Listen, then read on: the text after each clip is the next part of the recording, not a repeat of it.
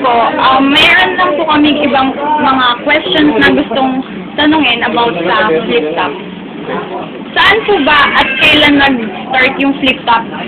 Dito po ba sa Philippines or sa ibang bansa? Actually, yung flip top pala parang ginaya lang yun sa United States, yung grind time. Yung format niya, basta lahat ng format, yung klase ng battling.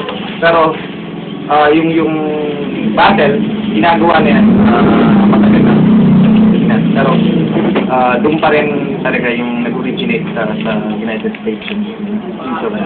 Mga kailan po ba nag-start yung flip top dito sa Philippines? Yung flip top, nagsimula February 5, sa Porto, yung unang-unang flip top. Saan po nakuha yung tawag na or yung name na flip top? Actually, flip top, name siya ng event. Name siya ng event. Hindi, yung ginagawa namin, rap battle yun. Rap battle. Pero yung flip top, name lang siya ng event. Ilang best na yung sinubukan, siguro, mga 3 best na, yung flip top lang talaga yung nag-boom. Pero, kasi bagong format, siyempre ang Pinoy, naghahanap ng something new. Dati kasi yung battling, yung tawag natin old school battling, yung may beat, tapos nakamike yung mga MC. Ngayon, wala nang beat, tapos wala rin mic. Normal na dudaan ng style. Pero, yung konsepto na yun, ginaya lang rin sa Netflix, yung ginagawa ng ganyan time, saka yung iba pang mga rap battle sa ibang bansa. Meron din sa Canada, sa UK meron din. Pero ewan ko na sa ibang lugar. Sa Australia meron din. Pero sa totoo lang, yung kung pinaka-umutok na battle sa Pilipinas na yun ay pinakamalakas na battle sa buong mundo. Okay. Sino po yung nagpasikat ng flip top dito sa Philippines? Nagpasikat. Pwede natin mas madaling sabihin na hindi nagpasikat nagbuo. Nagbuo. Ay, nag-found. Yung Ampon, si Ari, actually yung founder ng flip top. Alaric Fusion, member siya ng Ampon. Siya yung flip top veteran na tumatayo. Pero marami sila dun sa basta yung buong Ampon, yun yung talaga nagbuo ng battle. Alam naman po nating lahat na marami na po yung nakakakilala sa inyo. Kailan po ba kayo nag-start ng grupo? Paano po nabuo yung grupo niyong DC Clan? Kung nagsimula akong tumula, 1994 pa yata, 1995. Kasi yung musika sa Pilipinas sobrang hirap pasukin. Unang-unang mga hanapin dyan, connection. Gagawa ng music mo. Marunong kang gumawa ng kanta. Sino gagawa ng music mo? Parang gano'n. Sobrang tagal ng proseso dahil nga wala akong connection, wala akong pera, wala akong pagkakas. Sobrang tagal ko ginagawa.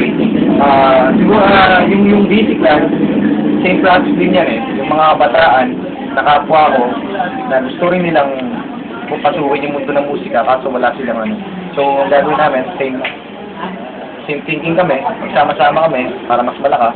Tapos bumuo kami ng banda. But 2001, May 23, 2001, tinatag yung DC Clan. DC Clan ang Society of Strategic Poets na ang aim lang gumawa ng musika. Ano po yung tingin yung pinaka naging way para sumikat kayo or makilala kayo ng mga tao? Ayun, mas malaking factor ng flip top kasi mas doon. Kasi dati, ang tanong ko talaga paano marami akong ginagawang musika, marami akong ginagawang kanta. Kaya lang, ang mga nakikinig yung within the, parang may specific area lang hindi buong Pilipinas Kasi hindi ka nila papakinggan kasi hindi ka naman nila kilala. Pero nung flip top, yun yung naging way para makilala ka ng mga tao at malaman nila, ito pala yung ginagawa niya. So, pinapakinggan. Mas madali na ngayon magpa-unawa sa tao na, ito po yung ginagawa namin, ito po, marami na nakikinig. Yun yung kagandahan mo. Ano pong masasabi niyong positive or kung meron man po, may negative effect po ba yung flip top sa mga kabataan ngayon? Actually, marami. Kasi kahit kami, may dinadanas namin. Tapos yung mga bata, parang pag nakasalubong ka, uy, mukha kang ganyan. Yung nanay mo mukhang ganyan, di ba? Yun, mga negatibong epekto. Pero hindi natin pwedeng sisihin flip top alone dahil doon. Kasi ang pagkatuto ng isang bata, nasa magulang pa rin yan. Kung tinuturuan nyo ng tama at mali sa tahanan nyo, paglabas niyan kahit anong marinig niyan, kayo pa rin pakinggan.